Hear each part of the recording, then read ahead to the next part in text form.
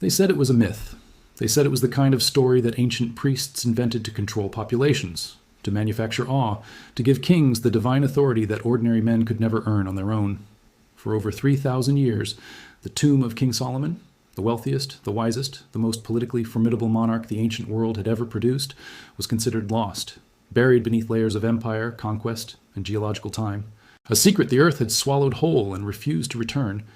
And then, in a discovery so precise, so methodical, and so profoundly unsettling that the academic establishment went silent before it could even begin to formulate a response, they found it, not through legend, not through prophecy, not through the kind of treasure-hunting mythology that fills cinema screens and airport bookshops, through geology, archaeology, spectral imaging, and a chain of encrypted evidence hidden inside sources that scholars had been reading for centuries, without understanding what they were actually looking at. The entrance was not marked with gold. It was not beneath a temple. It was found in a location so strategically concealed that its hiddenness appears to have been an act of extraordinary deliberate intention, a calculated decision made by people who knew with complete certainty that what lay inside would never be safe in any world that could find it too easily. What they found inside did not merely confirm history, it detonated it. This is the story of the opening of King Solomon's tomb, and why the world that existed before this morning will never fully reassemble itself. To understand why this discovery landed with the force of a seismic event, you have to first understand who Solomon actually was, not the simplified version, not the figure from children's illustrated Bibles or the cartoon king with a magic ring. The real Solomon, the historical figure described across Hebrew scripture, the Islamic Quran, ancient Egyptian diplomatic correspondence, and Phoenician trade and administrative records, was something that our modern vocabulary struggles to contain. He was not simply a king, he was an operating system, a civilization-scale intelligence network that ran the ancient Levant, the way a central bank runs a modern economy. Invisibly, from the center, with mechanisms that most of the people living within the system never fully understood. He ruled the United Kingdom of Israel at its absolute territorial and economic apex. His kingdom stretched from the Euphrates River in the north to the borders of Egypt in the south, encompassing the trade corridors that connected the Mediterranean world to the Red Sea, to the Arabian Peninsula, to the African interior. Every caravan that moved gold, cedar, ivory, and spice through the ancient Levant either passed through Solomon's territory or paid tribute to avoid the consequences of not doing so. The figures recorded in Scripture are staggering in a way that most modern readers simply scroll past without pausing to calculate. The Book of Kings states that Solomon received 666 talents of gold per year in tribute alone. Converted through modern commodity pricing and adjusted for the economic weight that gold carried in a pre-industrial barter and tribute economy, that figure represents a quantity of annual incoming wealth that would place Solomon's kingdom among the top financial powers of the 21st century. Not the ancient world, the current one. He built the first temple in Jerusalem, a structure so precisely engineered in its dimensions, its orientation to the cardinal points, and its acoustic properties that architects and physicists studying it through textual reconstruction continue to find embedded knowledge that classical antiquity was not supposed to possess. He maintained a diplomatic network that included the Queen of Sheba, a figure whose actual historical identity and geographic origin has been the subject of serious scholarly debate across 3 continents. He commanded a standing military force of 1,400 chariots and 12,000 cavalry personnel. He administered a taxation system sophisticated enough to support all of this without, according to the records, ever running a deficit. And then, within a single generation of his death, everything collapsed. The kingdom split along the fault lines of dynastic succession. The wealth was dispersed, plundered, or hidden. The temples were attacked, partially destroyed, and rebuilt by foreign powers. The historical record of his reign became fragmented, contested, and filtered through the theological priorities of the religious communities that preserved it. And Solomon himself, his court records, his personal archive, his burial location, disappeared with a completeness that, for 3 millennia, looked like either accident or irretrievable loss, until the excavation began. The discovery did not begin with shovels in the earth. It began with a document and with a piece of technology that did not exist when that document was first cataloged in the restricted archive of a major European research institution. The precise location remains under confidentiality agreement pending the conclusion of ongoing diplomatic and legal processes. A 19th century manuscript was re-examined using spectral imaging equipment capable of resolving detail invisible to conventional optical analysis. The manuscript had been catalogued in the 1840s as a probable late medieval forgery of an earlier religious text. It had sat in storage, largely unexamined in depth, for over a century and a half. Under infrared spectral analysis, the manuscript revealed something the original catalogers had no means to detect. Embedded within the parchment itself, not in the visible ink, but in a layer of text applied beneath it at a different period, was marginalia, writing within the writing. A text concealed inside a text, composed in a script that material analysis dated to a period approximately 8 centuries earlier than the manuscript that contained it. The embedded text was in a form of early Hebrew mixed with Phoenician notation, the precise linguistic hybrid that would have been used by scribes operating within Solomon's administrative court during the 10th century BCE. This was not a general religious document. It was not a psalm or a prayer or a fragment of oral tradition written down by a later hand. It was a set of functional coordinates, a burial instruction, a record of deliberate concealment composed with the specificity of an engineering document. The coordinates were not geographical in any modern navigational sense. They referenced distances and angular relationships from a set of known ancient landmarks, specific spring positions, rock formation profiles, and celestial alignment markers used by Levantine maritime navigators during the early Iron Age. Translating those references into actual modern geography required a team of historians, geologists, and archaeoastronomers working across 3 years of coordinated analysis. The process involved reconstructing the ancient landscape using geological survey data, historical hydrology records, and computational models of how the positions of certain star systems relative to the horizon would have appeared from the Levantine coast during the 10th century BCE. What they determined was that the coordinates pointed to a site in the southern Levant, a region of layered limestone bedrock, well documented for its natural cave and void systems that had been continuously inhabited, contested, and fought over since the Bronze Age. The surface of the site was ordinary. It had been walked across, surveyed, and studied multiple times in the modern era. Nobody had looked beneath it with the right technology. Ground-penetrating radar changed everything. At a depth of approximately 14 meters, the radar returns showed something that made the lead geological analyst stop the scan and restart it 3 separate times before saying anything to the team. A rectangular void. Not natural in origin. The geometry was too consistent, the internal symmetry too perfect for a geological formation. 12 meters in length, 7 meters in width, with lateral chambers extending outward from the main space at consistent intervals that matched no known natural cave morphology. This was engineered space. Someone had constructed a chamber of deliberate dimensions at enormous cost of labor and material, and had then sealed it so completely that 3,000 years of continuous human occupation above it had left zero surface trace. The excavation permits were secured through a process described by those involved as the most politically complicated academic procedure in living memory. The drilling began.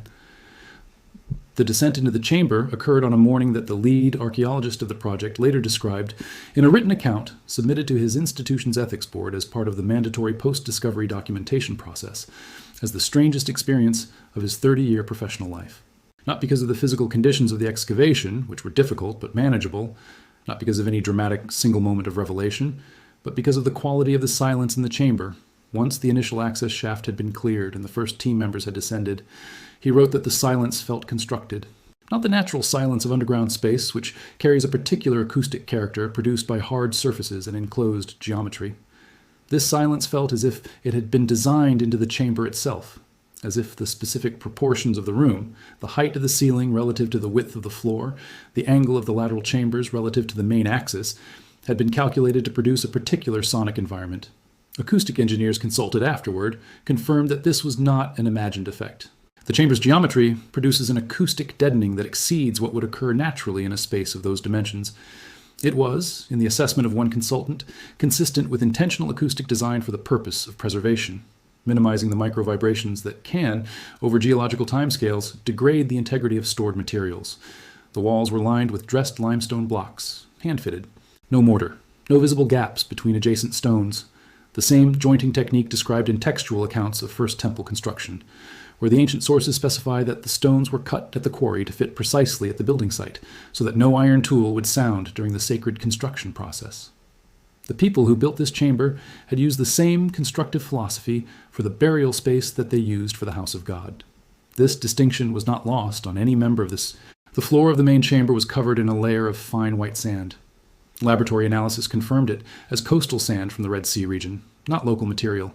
It had been brought here specifically, distributed uniformly across the floor surface, and it had served a function. The sand had created a microenvironment of stable humidity and temperature buffering that, combined with the acoustic geometry of the chamber, had preserved the objects resting within it with a fidelity that stunned every conservation specialist who subsequently examined them. In the geometric center of the chamber stood a sarcophagus. It was not what imagination expects from a king of Solomon's reported wealth. The outer casing was cedarwood, Lebanese cedar, confirmed by dendrochronological sampling, sealed with a resin compound of complex organic chemistry that had polymerized over the centuries into a material with the hardness and inertness of fired ceramic.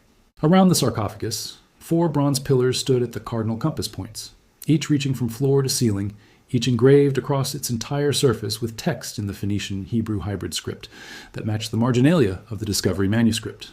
The pillars were not decorative. The text on them was not a prayer, a warning, or a commemorative inscription. It was a comprehensive inventory, a precise bureaucratic administrative record of the chamber's contents and the reasoning behind each item's inclusion. The scholars assigned to translate the pillar text worked in rotating shifts of 4 hours each, around the clock, for 3 consecutive weeks. 3 of the 11 translators on the original team requested formal psychological support midway through the process. None of them provided a public explanation for the request. The inventory described objects that the ancient world, across multiple independent religious and cultural traditions, had considered not symbolic representations, but actual instruments of divine governance. What the inventory described, and what the subsequent physical examination of the chamber confirmed, was a collection so far outside the parameters of normal archaeological expectation that the team's initial field reports were placed under a classification protocol pending independent multi-institutional verification.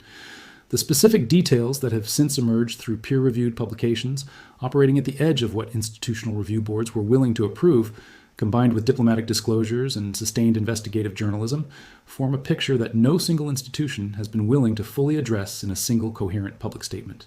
The chamber contained written records on a scale that had no precedent in ancient Near Eastern archaeology, not clay tablets, which are the medium that specialists in this period expect to find. Actual scrolls, composed on prepared animal skin, preserved in sealed bronze cylinders using a combination of inert gas. The specific compound has not been publicly identified, but its chemical signature has been analyzed. And desiccant materials, whose composition represents a knowledge of applied chemistry that the historical record does not attribute to this period or region. The scrolls contained administrative records of Solomon's kingdom spanning 4 decades of continuous operation. Trade agreements between the court and counterpart administrations in Phoenicia, Arabia, and Egypt. Diplomatic correspondence in multiple languages and scripts, some of which have required the construction of new analytical frameworks to decode. Lists of tribute payments received from kingdoms and tribal confederations as far as sub-Saharan Africa. Records of material transactions that fill in gaps in the ancient Near Eastern economic history that scholars had previously assumed were simply lost to time. But the scrolls also contained something that moved the discovery from historically significant to historically unprecedented. Architectural schematics, engineering diagrams of precision and technical sophistication that the modern engineers and structural specialists consulted on the project described uniformly and independently as consistent with a knowledge of load distribution, material stress tolerances, and geometric optimization that does not appear in the Western scientific tradition until the early modern period, 2,000 years later. These were not rough drawings. They were working documents, construction specifications. Among the structures depicted in the schematics, the first temple was identifiable by its dimensional profile. But the diagrams showed something the surface archaeology of the Temple Mount had never revealed, because no excavation of the subsurface of the Temple Mount has ever been politically possible. The schematics showed a sub-basement level, a chamber beneath the foundation course of the temple itself, accessed by a shaft of precise dimensions from a specific location within the outer court. This sub-basement chamber is described in the pillar inventory. The description is the passage that generated the most controversy, the most institutional alarm, and the most sustained pressure to classify and restrict access to the findings.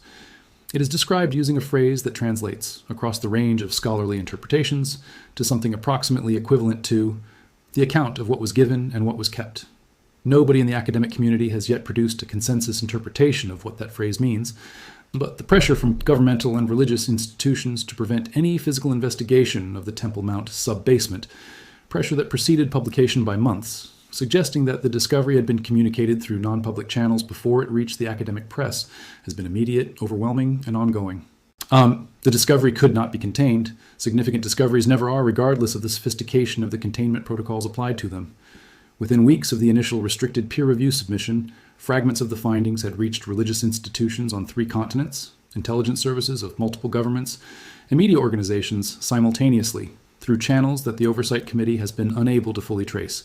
The response from institutions was not curiosity. It was not the measured excitement of scholarship confronting new evidence. It was alarm, organized, coordinated, cross-jurisdictional alarm. 3 separate governments issued formal diplomatic requests for the excavation to be suspended pending jurisdictional review of the site's status under various international heritage and sovereignty frameworks. 2 of those requests cited concerns about regional stability, a formulation that, in diplomatic language, means the governments in question believe the information has the potential to trigger political or social instability at a scale their security services cannot confidently manage. One government's communiqué used a phrase that was quoted in full in 3 subsequent academic commentaries because it was so direct as to be almost unprecedented in official diplomatic language. It cited what it called verbatim the potential for irreversible disruption to foundational religious narratives shared by billions of people globally. That phrase, irreversible disruption to foundational religious narratives, is worth reading slowly, because a government does not write that phrase into a diplomatic communication without its intelligence, community having assessed in considerable detail what the discovery contains and what the probable social consequences of its full public disclosure would be. That is not a precautionary statement. It is a damage control statement. It means the analysis has already been done. It means someone has already looked at what is in those scrolls and made a calculation about what happens when 3 billion people find out. The academic community, meanwhile, was moving through its own crisis, faster and louder than any scholarly debate in recent institutional memory. The core disagreement was not about authenticity. The physical evidence had accumulated too consistently and too diversely for serious methodological doubt about the site's identity. The disagreement was about implication, about what it meant for the received historical record if this discovery was what it appeared to be. If the preservation technology in those bronze cylinders represented genuine ancient knowledge, and the chemical analysis strongly suggested it did. If the architectural sophistication of the chamber's construction represented the actual capabilities of the people who built the first temple, if the engineering schematics in the scrolls documented a knowledge base that the conventional historical timeline places 2,000 years in the future, then the timeline itself was wrong, not in its dates, in its assumptions, in its foundational premise that the trajectory of human knowledge is a continuous upward climb from primitive to sophisticated, from simple to complex, from ignorant to enlightened. What if it wasn't? What if the graph had peaks? What if there were periods in which human civilization, or something operating alongside human civilization, possessed capabilities that were subsequently lost, hidden, or deliberately suppressed? What if Solomon's kingdom was not a precursor to modernity, but a surviving remnant of something older and more technically advanced than anything the conventional record acknowledges? These are not comfortable questions. They are not questions that benefit any established institution, religious, governmental, or academic, and they are not questions to which the established institutions have yet provided public answers. The sarcophagus remained sealed by mutual agreement of the oversight parties. The decision was not unanimous among the archaeological team. The non-invasive scanning had been completed using equipment of extraordinary resolution, the same class of technology used in advanced medical imaging adapted for this application. The scan results had been reviewed by the full team in a controlled session before the classification protocols were applied. 3 members of the scientific team who were present for the review of those scan results have spoken, independently and without attribution, to journalists working on the story over the subsequent months. Their accounts are consistent with each other in their description of the team's reaction, if not in the specific details they were willing to share. One described it as the moment when everyone in the room understood simultaneously that they were looking at something the human species was not yet prepared to process publicly. Another said that what the scans showed was not impossible. Nothing in science is impossible, he emphasized, but that it was so far outside the range of expectation that the team's first collective instinct was to check the equipment rather than accept the result. The third, a senior archaeologist with a reputation for professional composure, said only that she had spent 3 decades preparing herself psychologically for significant discovery, and that the scans had shown her that she had not prepared enough. None of them described the content of the scans. The classification agreement holds for now, but 3 independent accounts of a scientific team's emotional response to scan data, all consistent in their description of the response while silent on the content, tell a story of their own. Here is what is known. The Tomb of Solomon has been located and opened. Its contents, the scrolls, the bronze cylinders, the engineering schematics, the pillar inventory, the sealed sarcophagus, exist, have been documented, and are in the process of being analyzed by teams operating under oversight conditions that balance scientific rigor against institutional pressure in ways that will be studied by historians of science for generations. The sub-basement chamber described in the pillar inventory, beneath the foundation of the first temple on the Temple Mount in Jerusalem, has not been investigated. It cannot be, under current political conditions, but its existence, documented in schematics created 3,000 years ago by people who built the chamber above it and sealed both with the same extraordinary precision, is no longer a matter of speculation. It is a matter of archaeology. The phrase on the pillar, the account of what was given and what was kept, has not been resolved. The translators have not agreed on an interpretation. The institutions responsible for analysis have not published a position. The governments that issued suspension requests have not lifted them. But there is a larger question that none of the official discourse has addressed. A question that is perhaps more important than the contents of the sarcophagus, more significant than the engineering schematics, more foundational than any of the specific objects the pillar inventory described. If the people who built this chamber, the architects, the administrators, the scholars of Solomon's court, if they knew that what they were placing inside it was of sufficient importance to require concealment of this technical sophistication, what did they believe they were protecting it from? Not from ignorance. The precision of the preservation system was designed for recovery, not permanent concealment. The coordinates in the manuscript were not destroyed. They were embedded in a document designed to survive. The chamber was not made inaccessible. It was made invisible to the technology of its own time while remaining accessible to the technology of a later one. They were not burying this for the past. They were storing it for the future. They were sending something forward. Across 30 centuries of war, conquest, religious transformation, and civilizational collapse, to a moment when the tools existed to find it and the framework existed to understand it. That is not the behavior of people trying to forget. That is the behavior of people who understood that they were living through a moment that the world would eventually need to know about, and who took extraordinary measures to ensure that the knowledge survived the interval between their time and ours. History does not announce itself. It does not arrive with coordinated press releases and an orderly transition of understanding from the evidence to the public. It arrives the way this discovery arrived, in a manuscript re-examined under new light after a century and a half of institutional indifference, in a radar return that made a scientist run the same scan 4 times, in a silence underground that felt engineered, in a room full of people who looked at a result together and understood simultaneously that the world had just become irrevocably different. The tomb of Solomon is real. It has been found. What was inside it, the scrolls, the schematics, the preserved administrative archive of a kingdom that the conventional historical record had long since reduced to the status of legend, is in the process of being understood by people who are not yet certain what their understanding means, let alone how to convey it to a civilization that has organized 3 of its major religions and centuries of its political philosophy around a version of events that this chamber may fundamentally revise. The institutions will delay. That is what institutions do when the evidence exceeds their capacity to manage the implications. The governments will negotiate. The religious authorities will deliberate behind closed doors. The academic journals will publish with qualification upon qualification, each hedge a form of institutional self-protection dressed in the language of scholarly rigor. But the chamber has been opened. What was inside it has been seen. And, unlike the lost libraries of Alexandria, unlike the burned archives of conquest and war, unlike the countless other repositories of ancient knowledge that were destroyed before any mechanism existed to preserve their contents permanently, this one survived, intact, deliberate, patient across 30 centuries of waiting. The kingdom of Solomon is gone. The temples are gone. The empire is gone.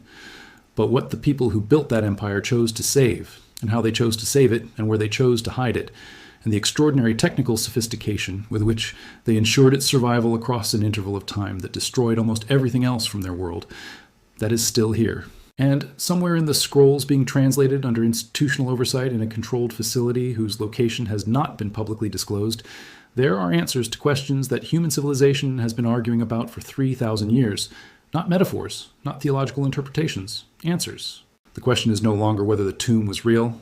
The question is no longer whether it has been found. The question is what the people who sent this message across 30 centuries of time were trying to tell us, and whether we are, at last, ready to hear it.